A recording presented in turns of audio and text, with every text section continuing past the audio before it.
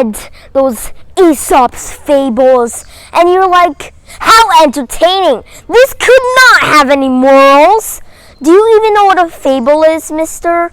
Because fables are stories with lessons for life. Now you might be like, Andrew, that's basically like all stories. I mean something like Aesop's fables. That's why it's called Aesop's fables. It was written by Aesop and it is a bunch of fables. Now, I'm basically going to be explaining the morals of basically every single famous one that you probably heard as a kid.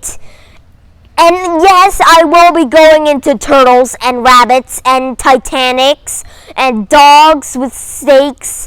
And I'm also going to teach you guys about the true meaning of Aesop's fables. Well, not all of them. If you want to know all of them, just go put this in your mind and just go look at all of them. Because Aesop has like, 600 or 700. Nobody knows Aesop's fables that you can read. But I don't have enough time in this video in order to cover that much. So I guess let's stick to the most popular ones. Number 1.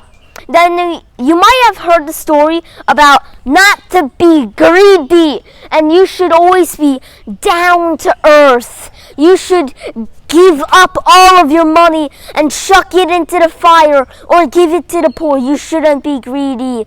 That story where basically what happened was there was a dog with a piece of steak in his mouth. He was walking across a bridge when he looked into the water and he saw another dog with another piece of steak in its mouth. So the dog wanted that other steak, so it barked, and then his steak fell into the water, into the dog's face, which then bubbled up because there was the reflection. And the moral of that story was, if you are greedy, you will end up with nothing instead of what you had. Now that's a pretty good story. Don't be greedy, but I say that the real meaning of that story is don't be an idiot because, being greedy, I don't think that should be like greedy. I think that is more of can't tell what a reflection is and that dogs don't walk sideways up water and the usual, they just don't do that.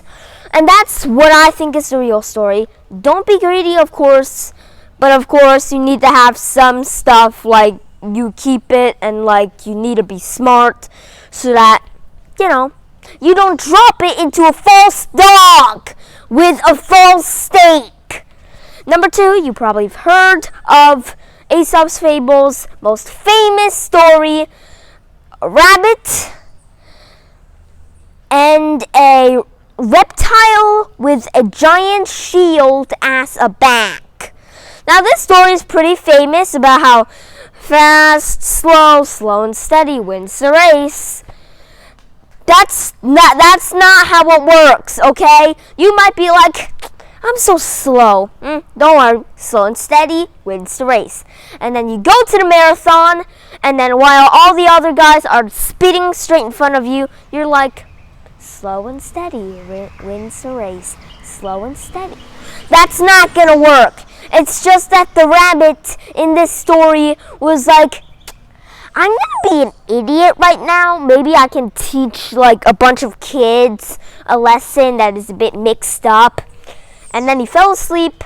And also, to the speed of a turtle in most fairy tales, I am pretty sure it would take 13 years for the turtle to get to the finish line. So rabbits don't sleep that long. They sleep for 5 hours, not 13 million years.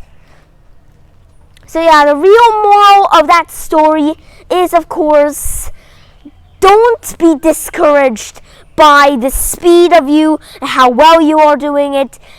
If you can do it, then do it. That's the real moral of the story. Oh yeah, slow and steady sometimes wins the race, but it's not okay, I'm gonna go win a marathon, and in order to win this marathon, I'm gonna practice being as slow as possible. That's not gonna work. Number 3, you probably know about the story of a fox was walking around and he fell into a well with water in it, and then a sheep with I guess a mental problem was like, "Hi, predator, who's probably gonna try to murder me. What's she doing in there?" And the fox was like, "Oh, I was just drinking this beautiful water and bathing in it." And the sheep, which was probably also mentally ill, was like, "Okay, can I jump in?" So the sheep jumped into the well, the fox jumped onto it and out of the well. Hold up, I don't understand math. It was like this big and what? Yeah, Aesop fables physics aren't that good, I guess. But the real moral of the story, besides, like, don't be mentally unstable, would be don't trust people who are obviously not somebody who you should trust. Now, I've already made a video about don't talk to strangers, which I will be linking in the end of the video. And there I explain to you that people who are worthy to be trusted, that doesn't mean like people who you know. They're like those good strangers who you can trust, like the police, the anti-kidnapping association, blah blah blah place, guys.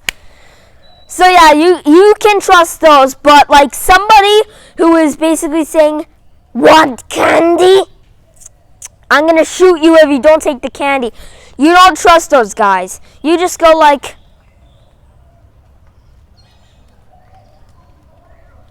then you'll be safe.